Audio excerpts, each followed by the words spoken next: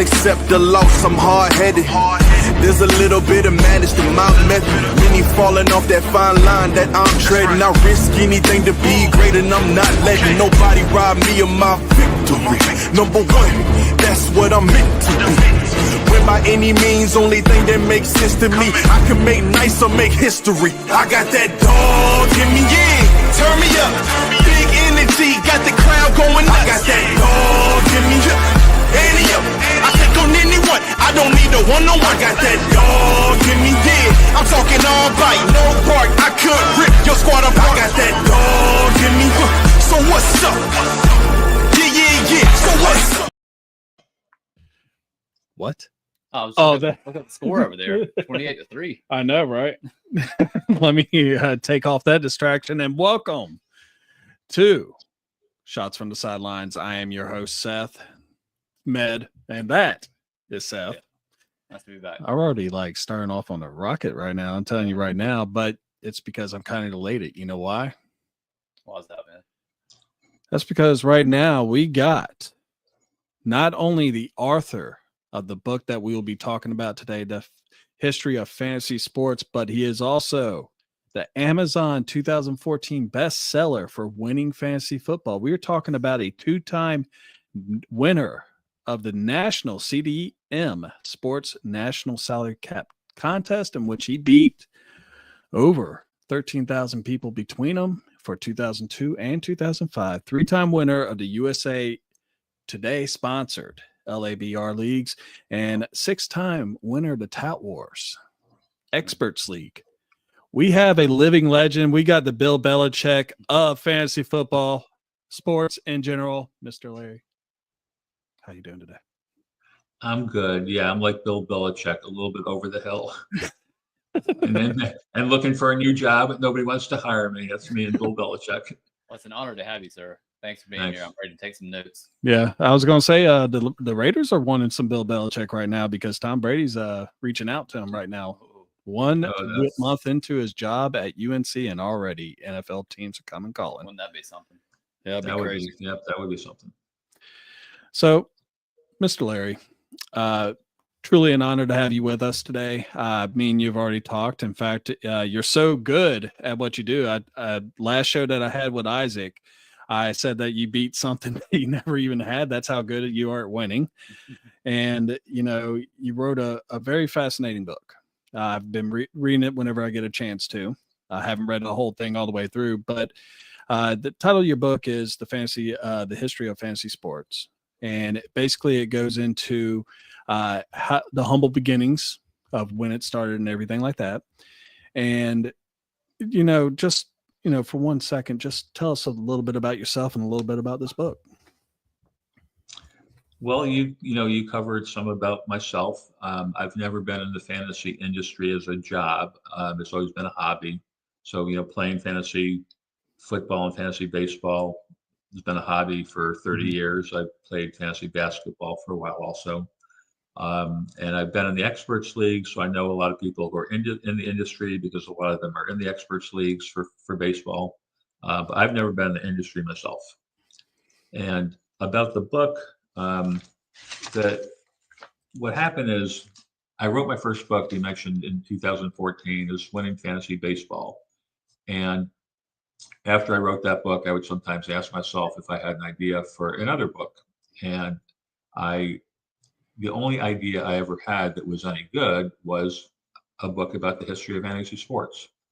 Reason being, I would look around at the landscape, and you got millions and millions of people playing everything from fantasy baseball, fantasy football, to fantasy cricket, fantasy Iditarod, fantasy wakeboarding, worldwide.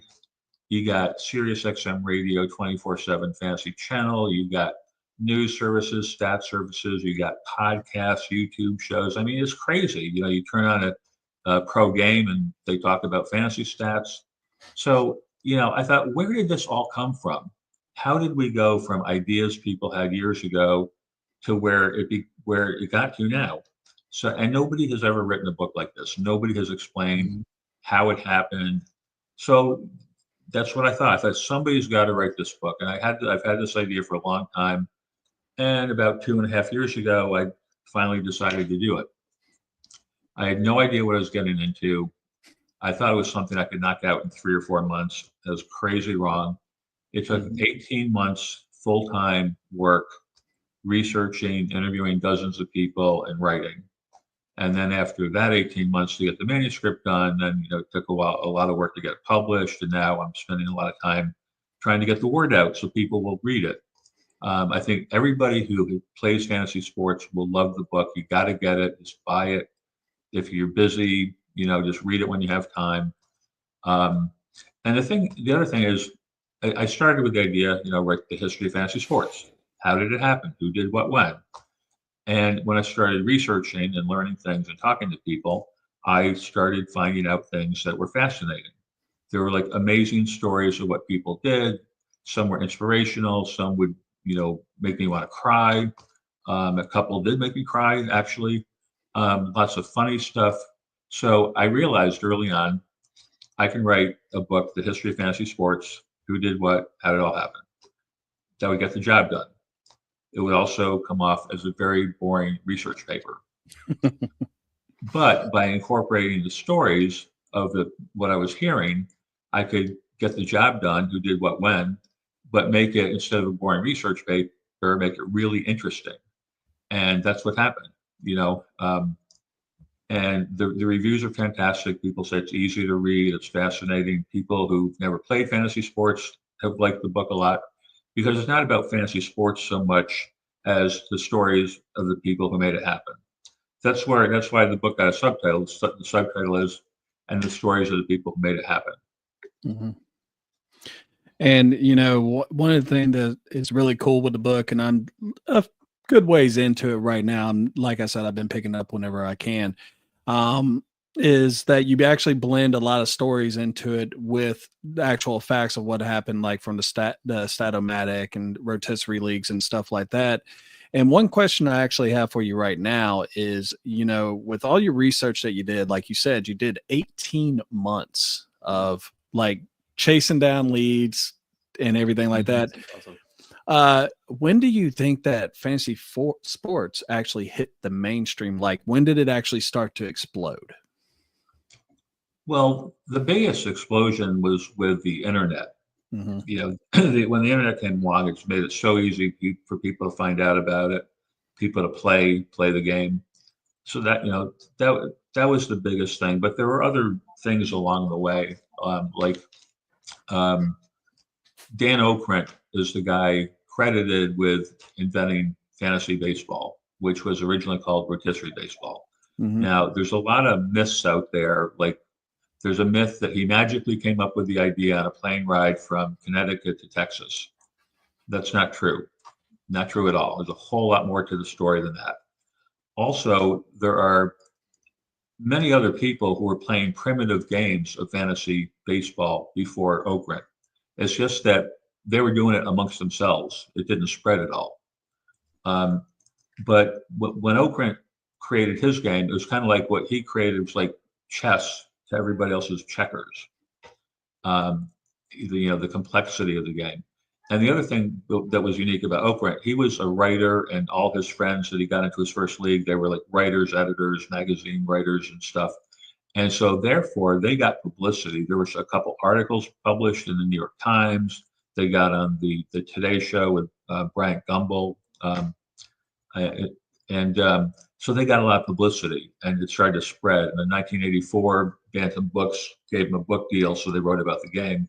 And that's where it completely really started to spread, was from Okrent, and then the New York Times article, and he had an article in Sports Illustrated.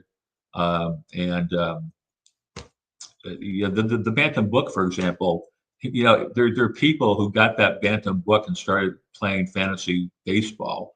And a lot of them are like people who are really well known now. Ron Chandler started playing fantasy baseball because he bought that book.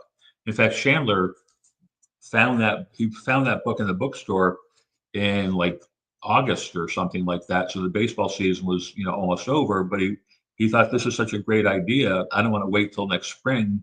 I'm going to start a fantasy hockey league. So he started a fantasy hockey league, and then the next, and they took, the rules of fantasy baseball and, adapted that to hockey. And Matthew Berry at age 14 saw that book and started playing fantasy baseball. Very interesting. Yeah. No, I was going to say I do actually have a book by Matthew Berry, and it's sitting in my bedroom as well. Yep, I've got his book there. 14. Yeah. Wow. Yeah, no, that's crazy.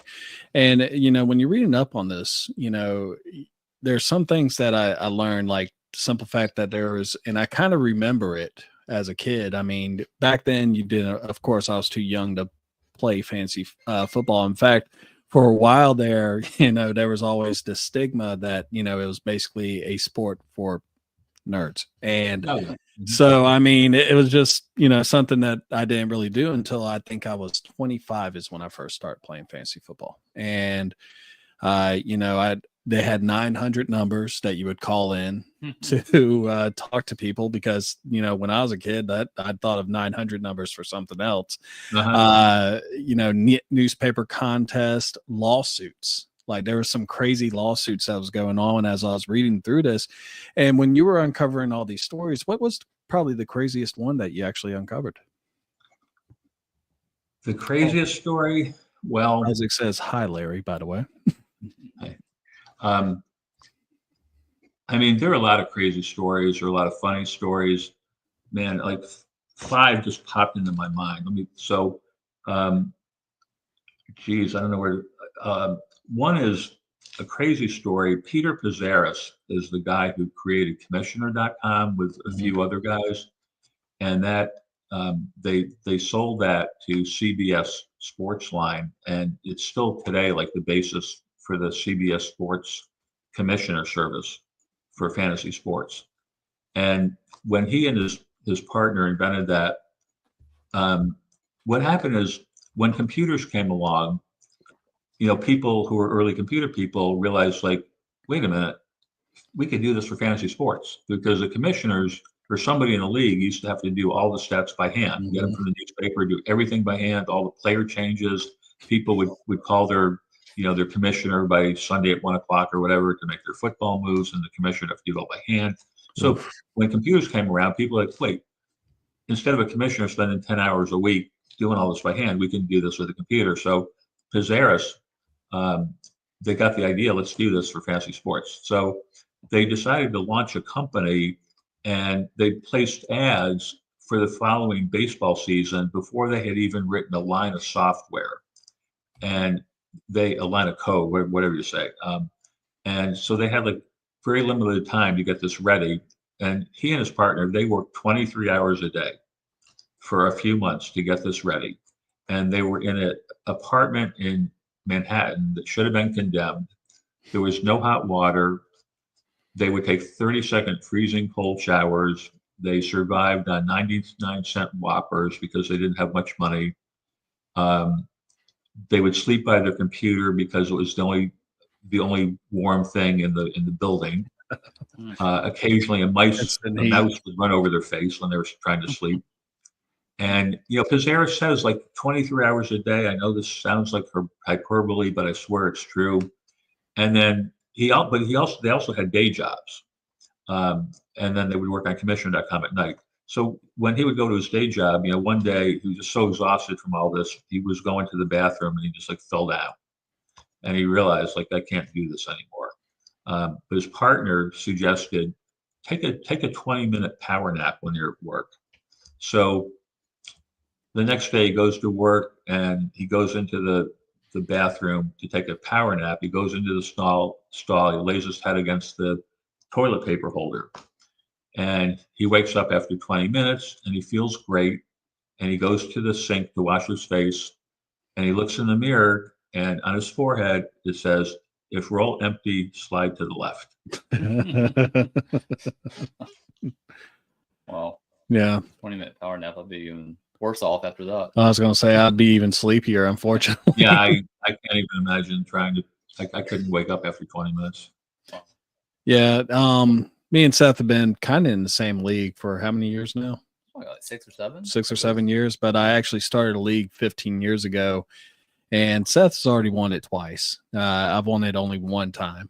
But one of my stories is that my wife actually joined, and I taught her how to play and everything like that, taught her how to draft and everything. And I've been to the championship 5 times, and one of my losses was against my wife the first year that she played it. So She'll always have that on you. yeah, she does.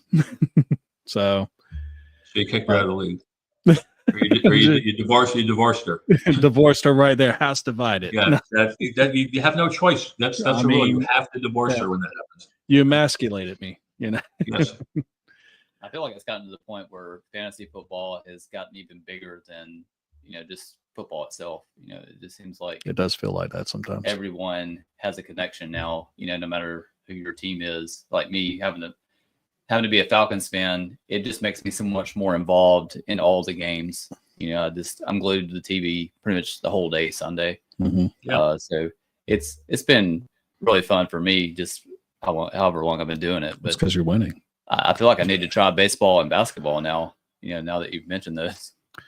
So with all the sports that you have actually been playing and everything, and I mean, evidently you're the Tony La Russa of baseball leagues. I'm going to give you compliment after compliment after I read your resume.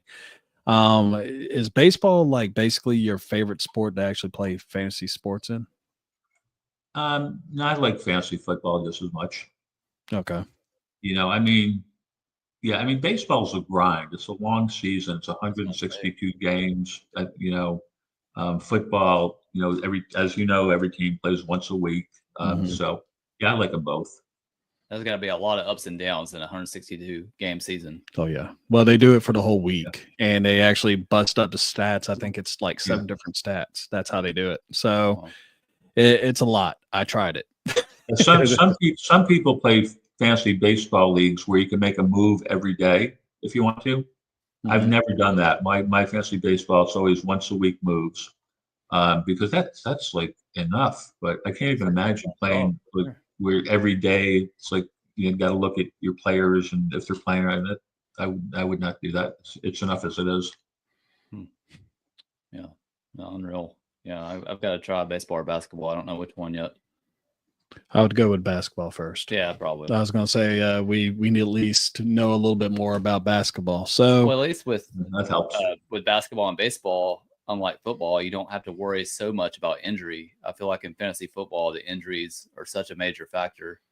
You can have a good team, and then it's just wrecked by week 3. I mean, I lost Dak Prescott this past year. So, I mean, he wasn't doing much to begin with, but, So, talking about the National CDM Sports National Salary Cap Contest, is that something that like goes throughout the whole year, or is that like how does that actually work? I mean, it's impressive. It's already impressive when you beat 12 people in our league, but you beat 7,500 people in 2002 and then 6,000 in 2005 to claim the number 1 spot. So, what's your secret? My secret. I'll mute his mic. The way that, to answer your first question, the way that works, CDM offered games, and they would put people in leagues of 25. So you'd have a league competition, and then they'd have an overall competition with everybody who played. But so when I won, I guess you said 6,000 one year, 7,500 another year. At their height, they had about 15,000 or 17,000 people playing in their baseball and in their football. They also offered basketball and hockey. Now, see, one common thing about my book goes through the precursors of fantasy sports, through the invention and spread of fantasy football, the invention and spread of fantasy baseball, the first commercial games, the first newspapers, magazines, stat services, news services, radio, TV, through more modern things like daily fantasy sports, worldwide expansion, covers the whole thing. And now I forgot what I was going to say. 22 chapters, basically. Yeah, no. Where the hell was I that led into where I was leading? We were talking about the National CDM. National. Yeah. And you said that it was at 25. So I'm guessing it was like a regional thing and it just kind of filtered down. Yeah. Oh my God. I seriously don't even remember where I was going with that. This is alarming. Call 911. Oh, this is normal for us. I mean, we're both kind of in construction, so we sit there and we watch the house build, and then all of a sudden it's done. You're like, whoa, Where am I? yeah, what just happened? But Usually when every other time this happens, like I remember, like I very quickly remember, like, oh yeah, I know where I was going. Now I'm just can we, curious. can we edit this? Can we edit this out? Just real quick, Larry. I was just curious what the grand prize was for those wins. It was $25,000. Oh, wow. See, I should have waited and won something more recently when like the top prize is $1 million. My timing was, it's like, Awesome. it's like the the star players years ago that got paid $50,000 or something. And they look now, it's like if I played now, I'd be getting 120 million. Yeah, it's like chump change what they're Oh, making. I remembered. I think I remembered where I was going with that. So, yeah. So that the thing that the common thing with all these people in the book, a lot of the people is they were entrepreneurs that saw a need for something that didn't exist, or it existed but they thought they could do it better, so they created it. It's like when someone found out about computers and then they looked at fantasy sports, like, wait, we could use stats for this. Or somebody saw, fantasy sports is great, but there's no information. Let's start a magazine. Some of them even started as college projects. Like Ian Allen and Bruce Taylor were students at University of Washington, and they played fantasy football one year. And it was like, this is great, but there's no information. Let's start a magazine. It was actually Bruce Taylor started it as a college project, where he was assigned, come up with an idea for a business or a service, and write a paper on how you would go about doing it. And it was just a college project. You weren't supposed to actually do it. But he got Ian Allen to help him. And then after the college project was done, they were like, well, let's really do this. And they started a magazine, which is now Fantasy Football Index Magazine. It's been one of the top fantasy football magazines for years. Part of that one. I read it. I actually get that one. It's one or two that I get. And I mean, pretty much for a while there, that was pretty much, it's guaranteed that I'm reading around that time. So, unfortunately, the last few years have been a little rough for me. But, normally. I feel like you're not taking their advice. No, I feel like I wasn't, especially this past season, goodness. But normally I'm like in third place. But this year, I think, what was I fighting it out for last? Yeah. So yeah, that's pretty awesome though, to turn like a school project into a Yeah. career actual after business. that. Yeah, it's like all the story, there's all these stories, and the common thread is being an entrepreneur, and some of them made it really, really big, and some of them didn't make it. Ian Allen, when he did it, he decided, like, well, if I'm going to say I'm an expert, I got to really be an expert. So he like stopped watching all other sports. Like he wouldn't watch the World Series or NBA or anything, just all football. And he got videotapes of all the preseason games. Now, this is like years ago, before the internet and before, satellite TV or whatever. So he would recruit people from the NFL cities to tape their preseason game on TV and send it to them. And then he would watch like every single preseason game to really make himself an expert and be able to give people good advice. Back when the starters played in the preseason, I'm assuming. Yeah. More than just the first 3 snaps. Yeah, I guess, well, whatever information he could glean from that. Yeah. No, I mean, that's actually kind of crazy, because he was literally scouting, like an actual like NFL scout at that point. Yeah, and like Bob Harris, who a lot of people know Bob Harris, from Football Guys, now, and he's on the radio. He started an information service years ago, and what would happen is, early on, again, this is like pre-internet. Like now, you can go on Roto, you can get on your phone. Roto World, anywhere, get all this news. Pre-internet, people would start doing things like calling the PR offices of teams to find out about injuries. Wow. you just like call, like Jalen Hurts is hurt. You don't know his status. You call up the Eagles front office or PR office and you ask for information. And mostly they hang, this started happening like in the 80s or whatever, and people would hang up on them. They'd assume they were bookies.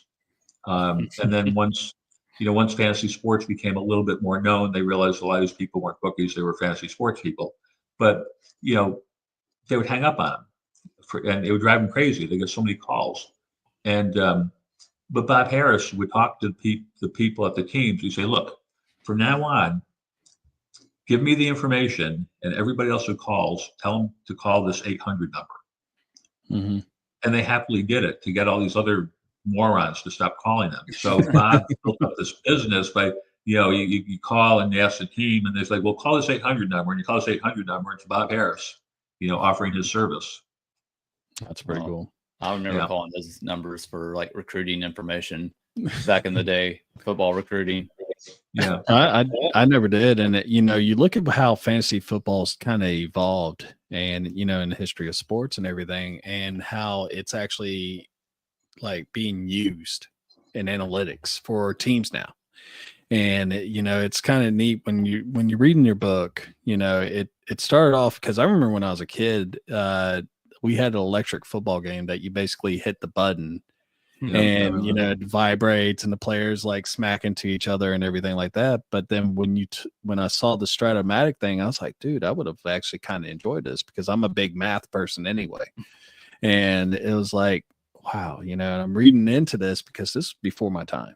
A lot of the stuff I was reading so far has been a little bit before my time. And I'm now getting into the part where, oh yeah, I remember this. So yeah, it's just amazing how far it's come in such a short time. Yeah. I've got to purchase this book as soon as we get out of here tonight. Well, it'll be in the link. I'll have it in a link underneath this video. So,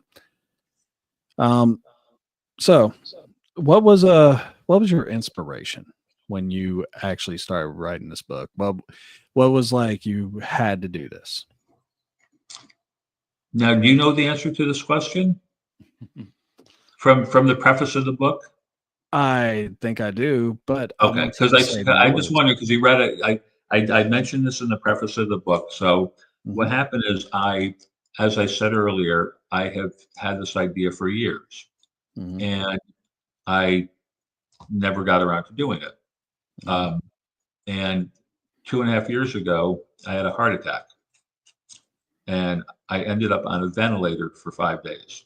I didn't know I was on a ventilator for 5 days, but I was.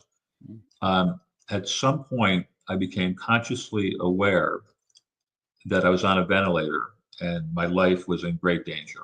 And thoughts went through my head like, oh my God, I could die. I'm too young to die. There's things I want to do. I want to marry my girlfriend. I want to see my kids. And then this thought went through my head. I should have written that book. And obviously I survived, got off the ventilator. I was in the hospital for, 3.5 weeks, and then at a rehab center for a couple of weeks. My kidneys shut down because of the heart attack, so I was on dialysis for a while. But I recovered. My kidneys recovered after a few months, and but I had that thought when I thought I might die, like I should have written that book. And so when I started to recover and realized I was going to be okay, I got determined, like, okay, you know what? I'm going to write that book. And, I want to write it. It's going to be a contribution to the fantasy community. It's needed. So that's what happened. And it's the sort of thing I could have easily ended up not doing it. It's like kind of like a New Year's resolution or something. And fuck it, I'm not going to do it. But I did it. And even when I realized I was like in way over my head, like, oh my God, this is such a ridiculously huge thing I've gotten into. What kept me going those 18 months is I realized how good it was going to be. I started hearing these stories and like, oh my God, this is so interesting. And oh my God, this is so funny. And these stories, one after another, were so amazing. And nobody knows this stuff. I mean, Paul Charchian was the president of the SFTS for 12 years. And he read the book and he's like, well, I didn't know most of this stuff. Or even people who are involved in this thing, like, well, I didn't know this or I didn't know that, or, it's amazing. Yeah, I mean that's an awesome story. I mean, I feel like I do that every year with the New Year's resolutions. I go about a month and then I'm done. So that's awesome to persevere through 18 months of hard work like that. Yeah, it's inspiring.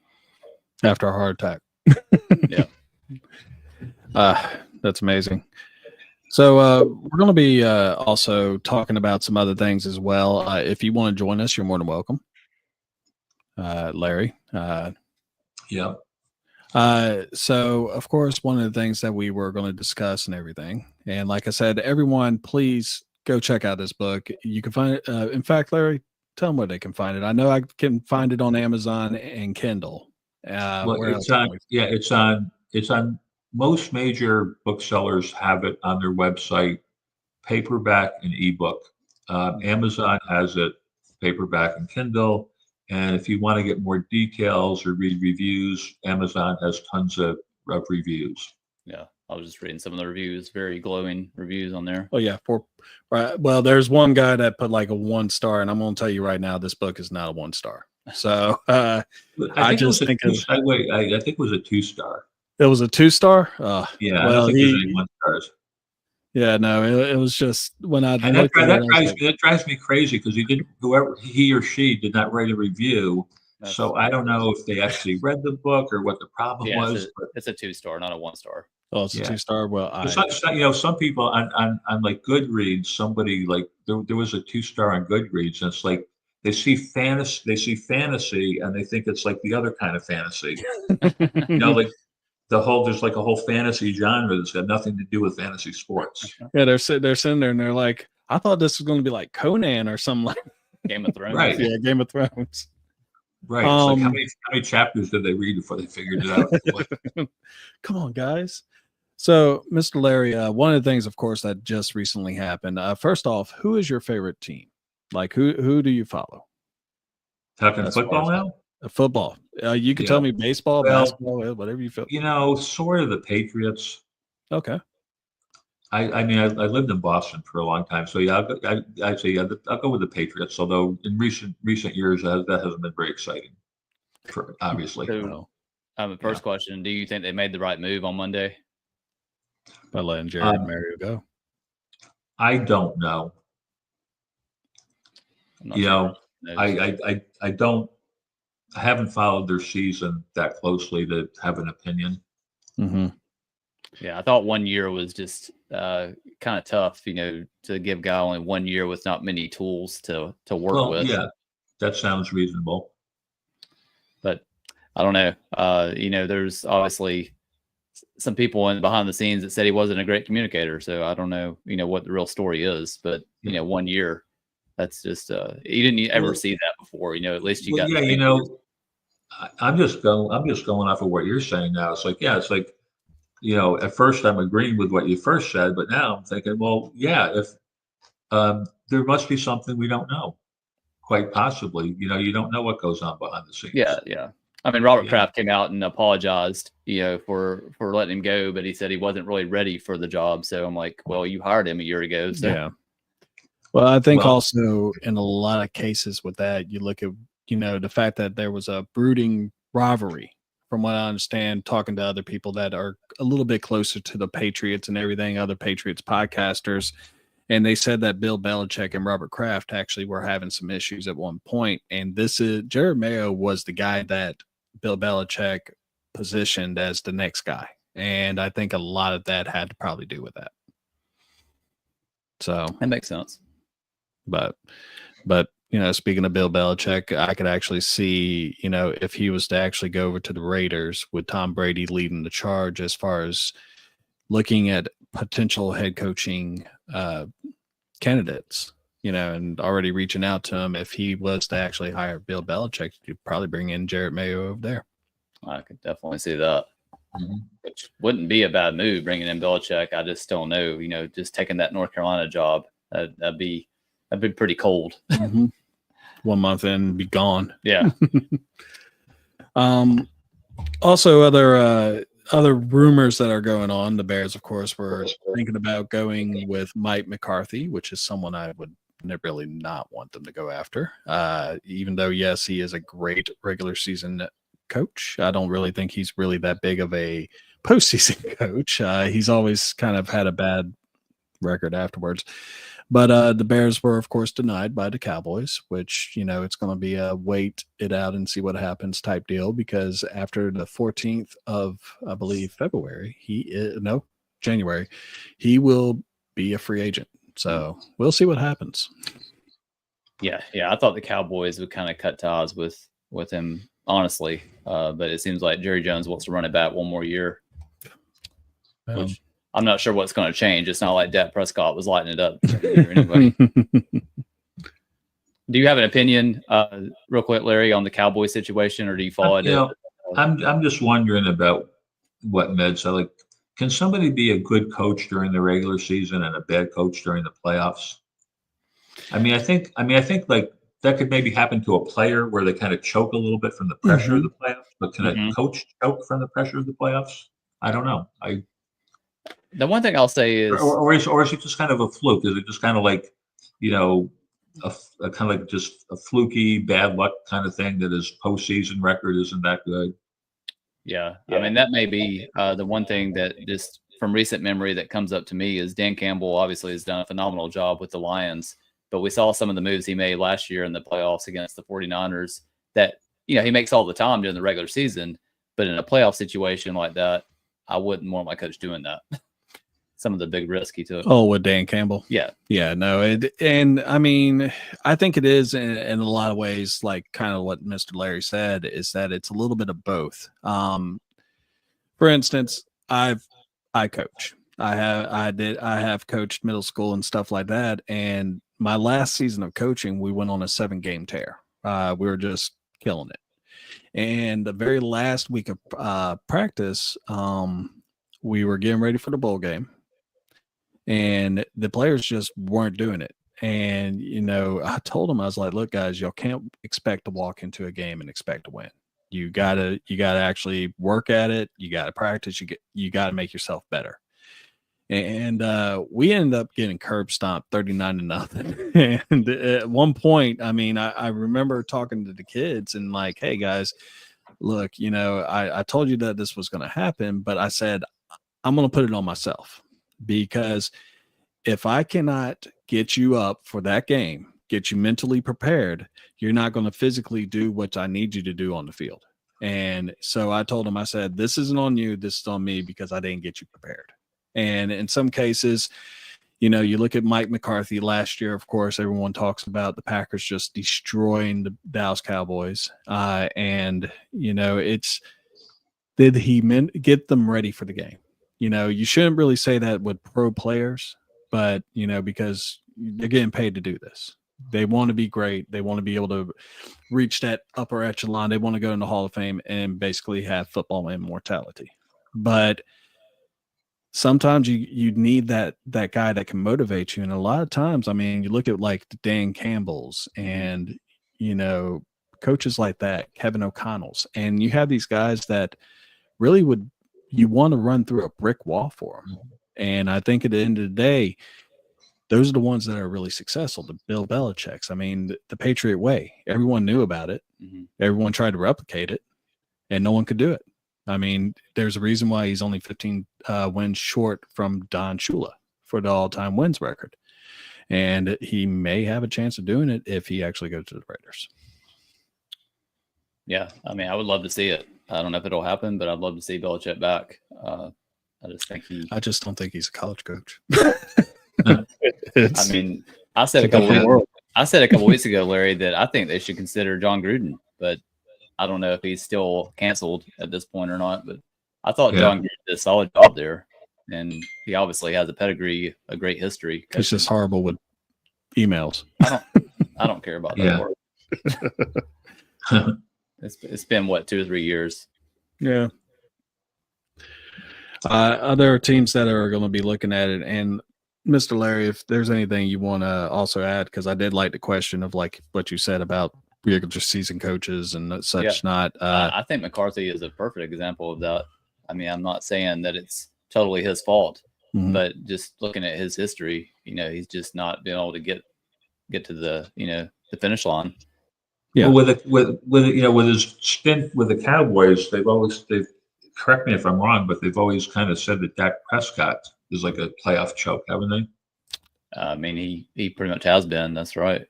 So is it, so was it Dak Prescott choking, or was it Mike McCarthy choking? I or think both of that's them? more Dak Prescott because I mean he's 2-5 in the playoffs, and I mean Damon Hernandez, who is one of the guys that follows us pretty regularly in here. Hey, Damian. He even said, Mike Tomlin is a guy that pops in his head as far as a great regular season coach and not a great postseason coach. And then also you said John Gruden is like hiring Urban Meyer. Not a good idea. Oh my God, not that bad. Jeez. Well, he's not kicking his kicker. Oh. So hey, Urban Meyer's a winner. I hate Urban Meyer, but he's a winner in college. That's true. In college.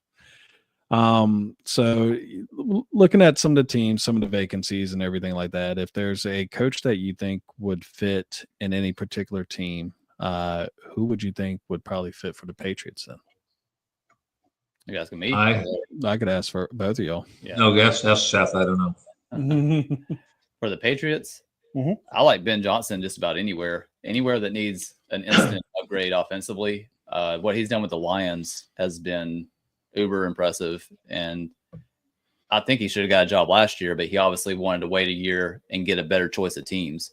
I don't know if the Patriots are an appealing choice to him, but someone like him there, I think could instantly get that offense turned around, and we already know they have a solid defense. So I mean, for the last 20 years, they've been having defensive picks and offensive lineman picks. So, they should have a good defense. So, I think they finally have a good-looking quarterback prospect in Drake May. Ben Johnson would be perfect for him. I mean, you just look at what the guy in Carolina did this year for Bryce Young. I know they only won like 5 games, but they look so much better. So, I think that would be a perfect choice for the Patriots. No. But there's going to be probably 4 or 5 teams that want him, so... Well, yeah. And I mean, I know that the Bears have him at the top of the list. We'll see what happens. And I've heard Mike Vrabel being bounced around a little bit too.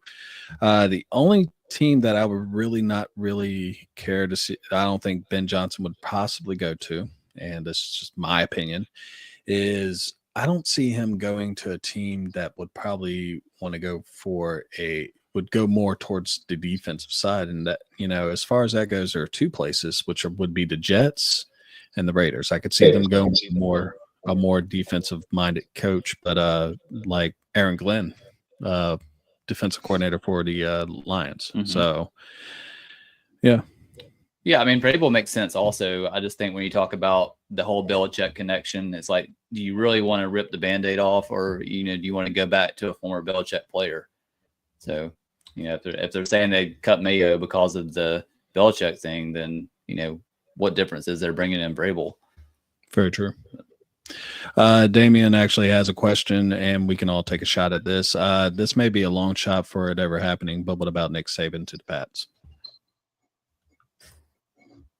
To the Pats? To the Pats. Oh, I can't see that. I don't think he will, because he had such a bad juju from what happened with Miami. That's like bringing back Belichick. I mean, Saban and Belichick are like the same person. Well, they're best buds. Yeah, I can't see that. Yeah. No. I just think at this point in the NFL, it's become a young man's game. I'm not saying an older coach can't come in and, do, something respectable. But I feel like nowadays it's a young men's coaching game. You look at the Rams coach, you look at the Lions, it's just so many guys now in their early to mid 40s that are just doing a really solid job. Why ain't we doing it? For real. A great question, man. I can't even master this podcast thing, much less coach a team. We just need to be able to do what Mr. Larry does and kill it on the fantasy market. So I'll take that. Yeah. I don't think I could motivate a team to run through a brick wall for me. I think after listening to me for 10 minutes, they'd want to hit me over the head with a brick. No. That's when you get the enforcer guy, like, hey, just listen to Coach Larry. Yeah. No, it's a different game. But we can move on to like the playoff games. Are you going to be watching any playoff football this weekend, Mr. Lair? Only 6 games. Only 6 games? Only 6 games from Saturday to Monday. Is there one in particular that you're really looking forward to?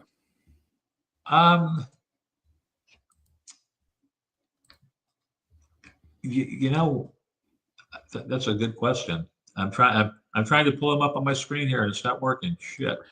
I could help you out real quick. You got the Chargers versus Houston in Houston.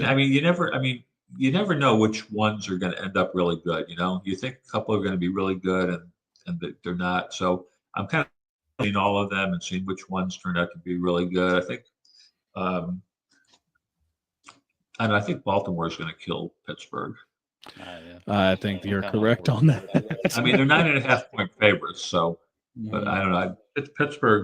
Baltimore's looked really good, and Pittsburgh's looked really bad. I don't bet on games, but if I was gonna bet, I'd take Baltimore to win by more than 9.5. They've been struggling. Even the defense is kind of slacked off the last several weeks. I can't see that even being a real close game. I agree there. Is Zay Flowers going to play? I haven't heard that. He is day-to-day right now.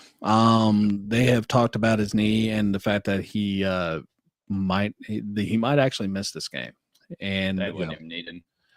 No, I think they're going to, at the very end of the day, I think the Ravens, this is probably the safest bet as far as any of the first-round games of being, I guess, a blowout. This is probably the safest bet. So I would actually go with the Ravens as well on this game. Real quick, last 4 games, the Steelers' offense is ranked 31st.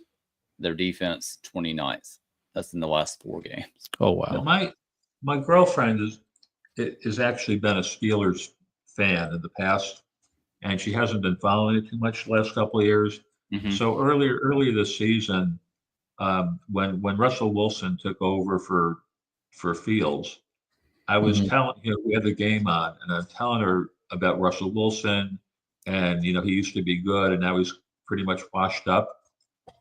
And then that first game, he was like fantastic. And I'm like, well, I guess he's not washed up after all. And for a couple more games, he was really good. And then after that, it's like, he looks washed up again. He had a great month. And then the Pickens injury happened. And then it just went down. Totally derailed everything. So I actually did a lot of research on that. And as far as you look at what the Pittsburgh Steelers are going through right now, two of their top 4 receivers are actually their running backs. And they each have 36 and 38 receptions. Your number 1 receiver is actually your tight end, Pat Freiermuth, with 65 receptions. So you look at Pickens, who had 103 targets, caught 59 of them. This is a team that if they were just to lock down really just Pickens and, kind of keep, I guess you would say Freiermuth, and it's going to be I don't want to say a slaughter, but it feels like it's going to be. Mm-hmm. So I just think that, it just feels like the last couple years that the Pittsburgh Steelers are so into just leaning onto their defense and hoping that they'll keep it close and then finally beat it in the fourth quarter. It's not a way that you want to play a game. You need a quarterback. No, it doesn't work when you're playing against a elite quarterback on the other side. Mm-hmm. So another game that I would actually say would be, there's actually a lot of good games. I was going to say, what do you guys think will be the best chance at an upset wild card weekend? You think? Yeah, I was going to ask you if you think, does Denver have any chance of beating Buffalo? Actually, I think they have a really good chance. Ooh. And the main reason why is I wish I could find out where my notes went because I did all of this and now I can't find them. But 8.5-point favorites playing at home. Defense, though. It's going to be cold.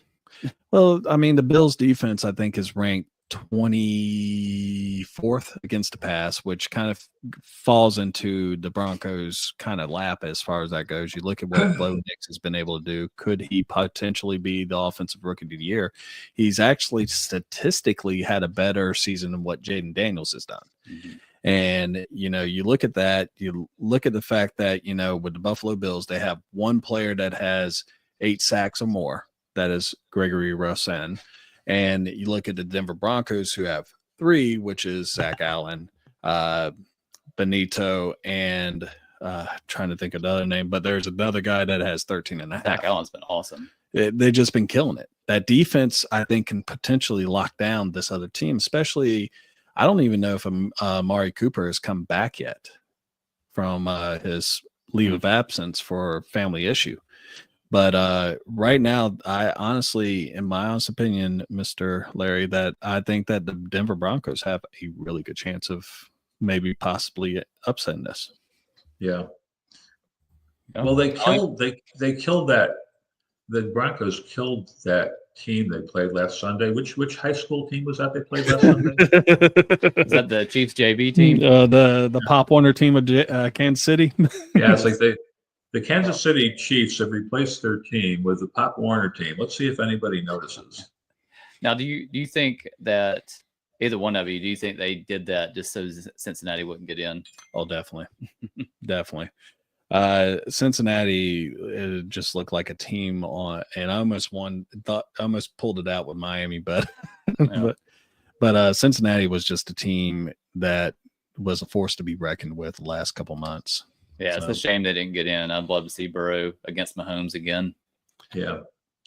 Now, if I was a coach, I couldn't get my players to walk through a wall for me, but I could get them to lay down for me. Like, guys, Cincinnati's too good. Just let Denver destroy us. Just just go take a nap. Easy. Just don't get hurt. Probably a good choice. Yeah, the only thing I'm looking at with Denver, and I love what they've done. Peyton's done an awesome job. Bo Nix has been amazing. But rookie quarterbacks 0-5 in road playoff games in the last 10 years. Good stat. So that's a lot to overcome. And Buffalo is not an easy place to play. I need to look at that's a stat drop right there. I like that. Saying. I mean, do your thing, bro. I mean, I'd like to see the Broncos win. I just don't think it's going to happen. Damian said that Josh Allen is Josh Allen, so of course Denver has a chance. So, well, I mean, last year they had home field advantage, and Mahomes walked in there and took care of business. So, very true. Yeah, who knows? Other games that are on the slide, I guess we might as well just go ahead and finish off the AFC side. We got the Chargers and Texans, which Rex Ryan has already said that he feels that this is a kind of not exactly a bye week for the Chargers, but I hate to say it like that, but he did. And I just don't see the Texans beating the Chargers. I just think that the Chargers are just that type of team, especially under Jim Harbaugh's leadership. He's been able to murder it. Like he proved what he could do in San Francisco, and now he just proved it again in LA. Yeah. And we know he's clutch in the playoffs. Like Mike McCarthy. Do you have any ideas on the Texans Chargers, Miss Larry? Not particularly. Okay. I wouldn't. Yeah. Yeah. I mean, it's a 3-point game, so it may, it could be a surprise. Yeah, I just don't like the way Houston's season has gone. I know they lost Stephon Diggs and Tank Dell, which obviously hurt them, but it just seems like they're sputtering. CJ Stroud with a little bit of a sophomore slump.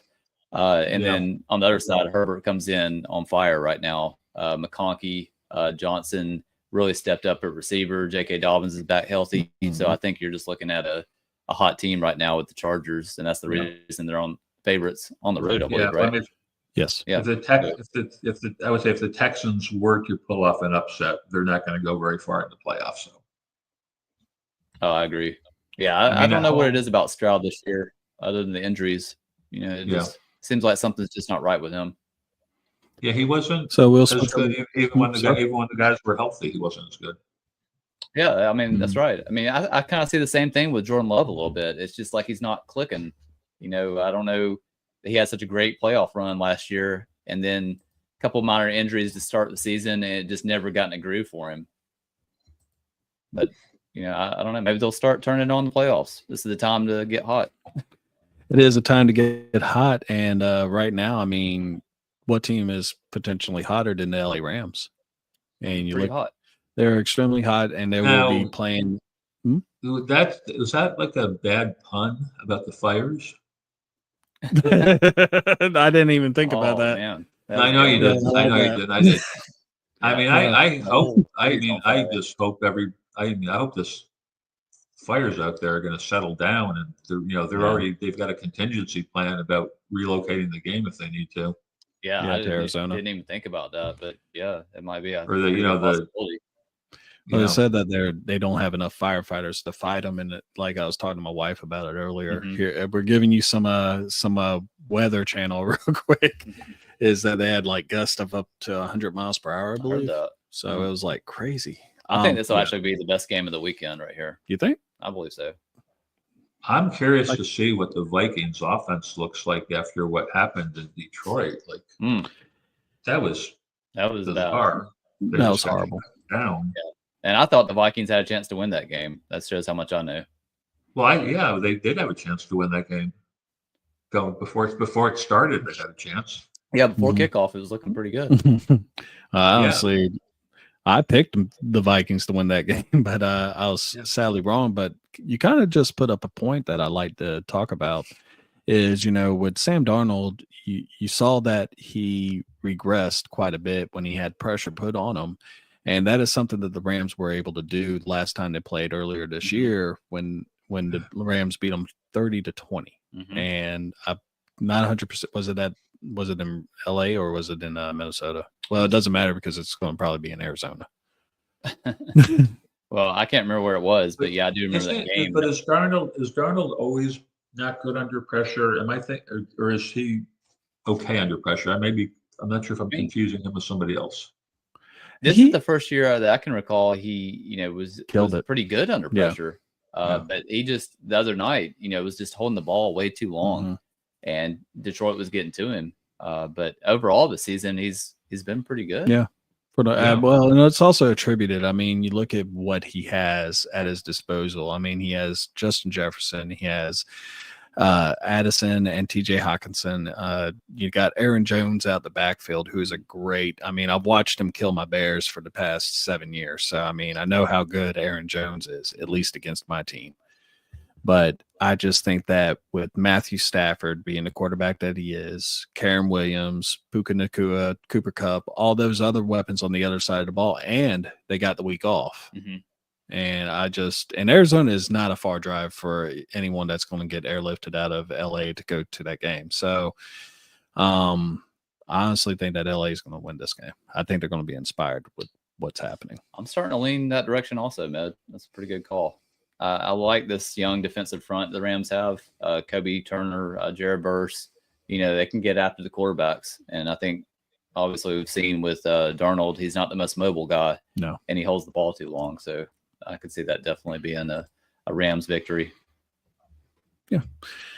Next game up I would actually talk about would be the Commanders and Buccaneers. Now, the Buccaneers, of course, are probably one of the biggest riddle me this of any team in the NFL right now. So one day they destroy whoever, and then the next day they lose to whoever. Almost lost to the Saints last weekend. Yeah. I mean, with the title on the line, but they come in 10-7. Baker Mayfield, of course, looking amazing this whole season, 41 touchdowns. Crazy. If you would have actually had him on your fantasy team, that congratulations. Of course, another guy that is a fantasy stud right now, Jaden Daniels, and possibly your offensive rookie of the year. He will be in the house as all my notes start to disappear again. Awesome. And yeah, I mean, what are y'all thinking about Washington and Tampa? I think Tampa has a little too much, personally, on offense. I think Bucky Irving has been a revelation for them. I don't know, Larry, have you watched Bucky Irving very much this year? I've seen him some. And he's great. He might not be Jahmyr Gibbs, I'm sorry, but he's close to that type of player. Kind of like lightning in a bottle. Great receiver, super quick, explosive. 207 rushes for 1,100 yards and 8 touchdowns. That's pretty damn impressive. Yeah. I mean, and he was like, not the full-time guy until pretty late in the season. Right. Yeah. Rachaad White had a pretty good year last year, and this year starts off kind of slow, which Meg can attest to. But Bucky Irving came in at a time, when Evans went down, when Godwin went down with the injuries, and he kind of kept them afloat. And I think now he's obviously the lead horse back there. But I'm going to take the Buccaneers. I love Jaden Daniels, just absolutely love him, and he does deserve that Rookie of the Year offensively. But I'm going to take the Buccaneers in this one. I have to go with the Buccaneers too, because I'm just a big Baker Mayfield fan, and I love the chip that he always has on his shoulder. I wish that all quarterbacks had that, so I'm just going to go ahead and say that I'm big on the Bucks too. And they're getting Antoine Winfield back for this game. Ooh, that's a leader right there. Real quick. I got a question real quick, guys. How many different streaming apps do you have to see all 6 of these games? That's just 18. I was just hoping. Well, I only see 2 games a week anyway with CBS and. So my dad I have a question. Yeah. What do you think? What do you think of throwing a pass to Mike Evans when any other situation they would have done a kneel down? What do you think if Mayfield had thrown a pick 6 on that last play of the game when they should have had a kneel down? Oh man! And they missed the playoffs because they tried to get in the record. Yeah, I personally wouldn't have done it, but they obviously have the most respect for Mike Evans and what he's done. I mean, he's a future Hall of Famer, but at the same time, you got to really sit there and think what's best for the team, and I understand you're there for your boy and everything, but at the same time, if that was to go the other way, like you said, and if I was the owner of that team, me and the head coach will be having a talk, not the next day, but 30 minutes after that game ended. Yeah. So, it's kind of like I question that. no, it's kind of like Barkley not question. playing last weekend. He was a little bit upset about it, but it was another thing. The other thing I question. I think you may have alluded to this earlier, but what's the name of the coach of the Lions again? Dan Campbell. Dan Campbell, right? There was a situation in that game against Minnesota where it was like 4th and 4 or something like that, and they were up by whatever they were up by. Kicking the field goal gave them would be a 3-score lead instead of a 2-score lead. And it's like his go for it all the time mentality. It's like it's good to a point. I think you alluded to this before. It's good to a point, but in that situation, there was like something like 5 minutes to go in the game. Kick the field goal. You're up by 3 scores instead of 2 scores. What the hell are you going for? And they made it, but yeah, that's just who he is. And it bit him in the playoffs last year. I was going to say that it actually hurt him last year in the NFC Championship against the 49ers because he did it one too many times. And like Seth said, I mean, that's the type of player he is. He was kind of a really brash player when he was in the NFL, and it carried over to him as a coach. I think in today's NFL, it pays more, or at least the momentum. If you got the momentum, in some ways I get it, but if you're up by that much, you can go ahead and kick the field goal. I mean, just go ahead and get your 3 points. Your defense is locking down that offense, so why not? You got a 14-point lead or whatever with like something like 5 minutes to go in the game. You kick the field goal, you're up by 17. There's no chance the other team's going to win. Yeah. But if you don't make it on 4th down, there's a chance the other team's going to win. Yeah. Sometimes I just feel like you have to check your ego. Just do what's right for the team. And Damian actually said that he hopes that the Rams beat the crap out of Minnesota. And you kind of said this a little bit with the Mike Evans thing when you brought that up. Yeah, I was going to say that. I was going to make the point that the Eagles sat down Saquon, which was the smart thing to do. Yeah, and he said it's kind of like the Saquon cert. In some ways, me personally, this is just me thinking about this. It's as a player that I didn't make it that far, but when you have a chance for a record, I get why some people want to get it, but at the same time, the Eagles have a really good chance of making it to the Super Bowl. And, you don't want to put your workhorse in. And I mean, you're looking at what's going on with Jalen Hurts right now. He's just now coming out of concussion protocol, and you don't know if he's still right. I think in some ways they need to hold him back a little bit more because Tanner McKee looked really good last week. And, you already got Barkley, who is an ace in the hole as it is. You got great offensive weapons on the outside with A.J. Brown. and Devontae Smith. I mean, this is a team that I think can, if there is a team in the NFC that could beat the Lions, I was about to say the Lambs, but no, that's the Minnesota team, the Lambs. Yeah. After last week. Yeah, exactly. They got sacrificed. But you know, so do you think that the Packers have any chance against the Eagles this weekend? No. I mean, I want to say they do, but they don't. They got beat up in fact, we talked a little bit about this on Tuesday with Isaac, of course, Mr. Larry knew. So I'm talking about, we have our show together, and and I told him, I said, look, y'all lost more than that game, and they got beat up. Mm-hmm. They literally, if you can't beat them, beat them. Yeah. But I told him, I said, dude, you lost probably your biggest playmaker in Christian Watson. It's tough. Your backup quarterback got destroyed, and your starting quarterback also hurt his elbow and his throwing arm. So that right there it's not good. It's not good juju. And you're going to go play in Philadelphia, the same team that beat you at the week 1 in a closer game, but you're healthy. And now it's just like, there's no way that, I just don't think that the Packers are going to win that game. But you question whether or not Jalen Hurts is really ready? I mean, I could see him being a little rusty after having, a 2.5 week layoff. Yeah, he got hurt about 3 weeks ago. 3 weeks. I could see some rust there. But yeah, I mean, everything is said, I guess, is with the assumption Hurts is going to be like pretty much 100%.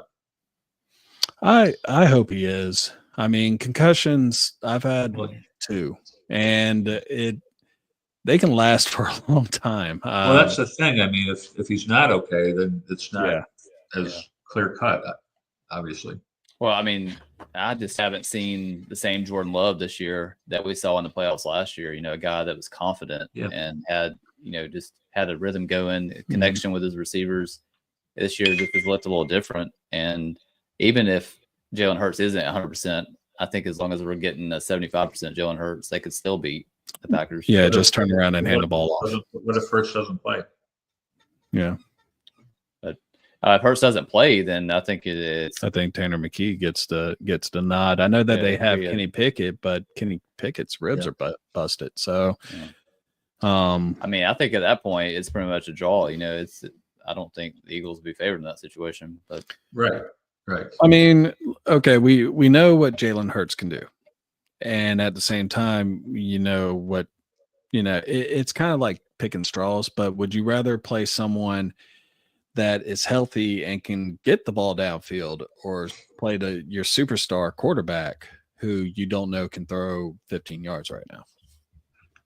Well, if you guys got a concussion, you gotta be 100% sure that he's okay.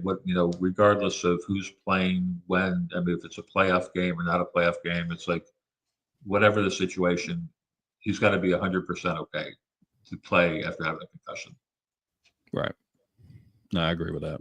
And I assume they're going to do that. One thing, back to the Saquon Barkley sitting out, the records, it's kind of dumb that you breaking a record with a 17-game season when there were 16-game seasons and 14-game seasons. And I think it was Tony Romo or some other announcer on one of the games this week that was saying, like, we got to kind of reset the bar. Like the 1,000-yard season now compared to a 1,000-yard season when it was 14 games or whatever, it's like, it's just completely different.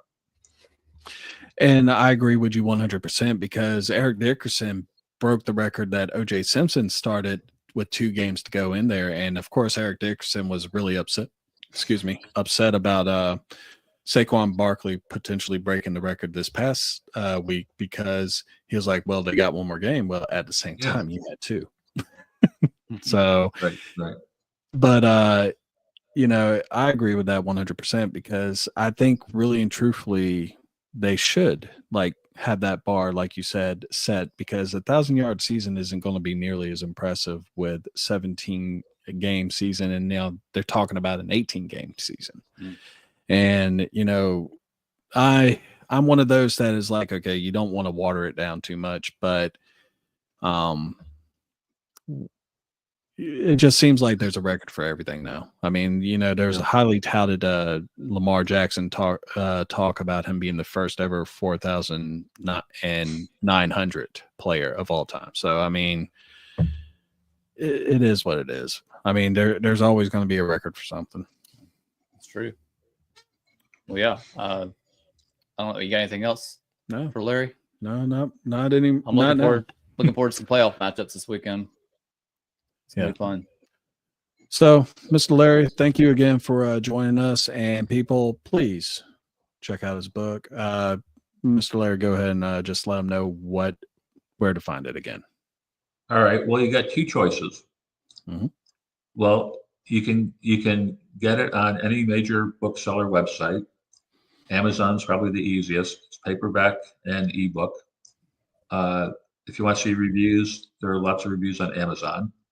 On Amazon, it's $9.99 for Kindle, and it's like $22 for the paperback. So that's your one choice. Your second choice is you can Zelle me $5,000 and get an autographed paperback. Draft. Delivered to your house in 30 minutes by a drone. I like that option. I like that option too. Put it right there. Well, as soon as I get home, I'm going to go order this thing on Amazon. But it's just $5,000 or 2 for $9,000. Ooh, 2 for $9. That's a deal. That's 2 for $9. Yeah, you guys can go in on that. Get your book. And real quick, Damian said that he trusts Hurts with a concussion more than he trusts Jordan Love with a broken hand. So, yep. Yeah, I agree with Damian on that. Yep. So anyway, folks, Mr. Larry, Seth, thank you so much, Larry. Thank you for joining us tonight, and we are out of here. Have a good night. Thanks, everybody. Thanks. I'm a game changer. I'm a game changer. I'm a game changer. I'm a game changer. I'm a game changer.